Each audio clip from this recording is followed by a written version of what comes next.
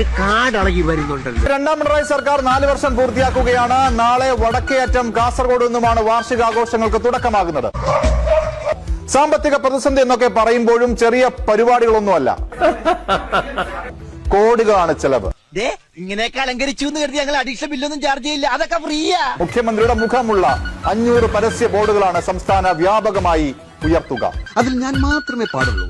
എന്റെ തല എന്റെ ഫുൾ ഫിഗർ, എന്റെ തല എന്റെ ഫുൾ ഫിഗർ. ഇവയുടെ ഡിസൈനിങ്ങിന് മാത്രം 10 ലക്ഷം രൂപയാണ് ചെലവ്. ഡിജിറ്റൽ ഡിസ്പ്ലേ ബോർഡുകൾ സ്ഥാപിക്കാൻ മറ്റൊരു 3,30,00,000 ധനവകുപ്പ് അനുവദിച്ചിട്ടുണ്ട്. പാറശാല മുതൽ കാസർഗോഡ് വരെ ഒരു 50 ഫ്ലക്സ് വെക്കണം.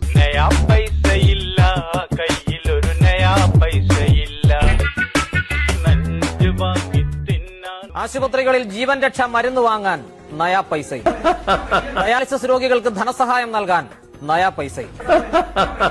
പക്ഷേ ക്ലിഫ് ഹൌസിലെ നീന്തൽക്കുളം നവീകരണത്തിനും കിഫ്ബി സിഇഒയ്ക്കും PSC അംഗങ്ങൾക്കും ലക്ഷങ്ങളുടെ ശമ്പള വർധന ഉറപ്പാക്കാനും മുഖ്യമന്ത്രി പിണറായി വിജയന്റെ 100 കണക്കിന് ദീർഘകായ ചിത്രങ്ങൾ നാടെങ്ങും ഉയർത്താനും വാർഷികാഘോഷം അടിച്ചു പൊളിച്ചു നടത്താനും സർക്കാരിന് കോടികളുണ്ട്.